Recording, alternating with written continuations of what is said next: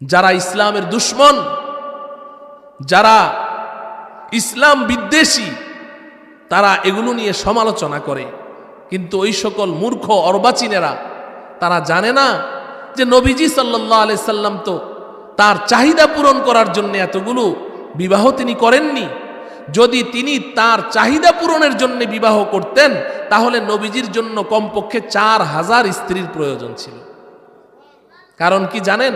হযরতে আনাস রাদিয়াল্লাহু তাআলা আনহু বলেন যে আমাদের নবীজিকে আল্লাহ রাব্বুল আলামিন 40 জন জান্নাতি পুরুষের শক্তি দান করেছে। আর তিরমিজি শরীফের হাদিসে আছে এক একজন জান্নাতি পুরুষকে এই পৃথিবীর 100 জন পুরুষের শক্তি দান করা হবে। তো তাহলে কত হলো? নবীজির শরীরে 4000 পুরুষের শক্তি ছিল। তো নবীজি যদি তার প্রয়োজনে বিবাহ করতেন তো 4000 স্ত্রীর দরকার ছিল।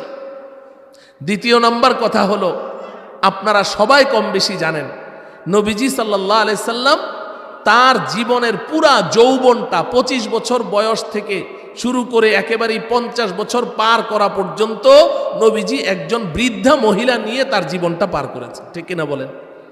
হযরতে খাদিজা, নবীজির বয়স 25, তখন তিনি বিবাহ করলেন 40 বছর বয়স্কা একজন রমণী হযরতে খাদিজাকে।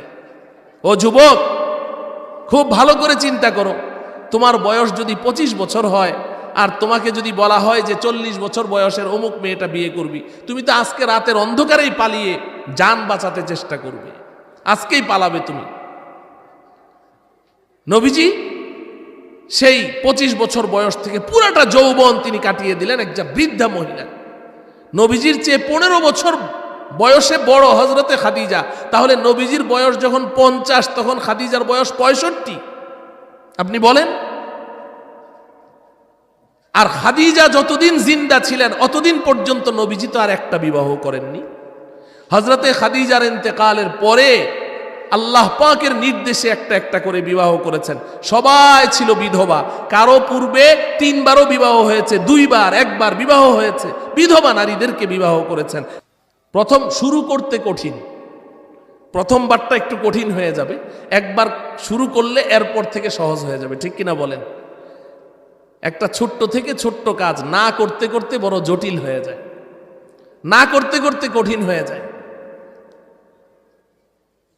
বর্তমান দুনিয়ার শ্রেষ্ঠ একজন মুবাল্লিগে ইসলাম, একজন দাঈ হযরত মাওলানা তারেক জামিল দামাত বারাকাতুহু, আমরা অনেকেই তার বয়ান শুনি।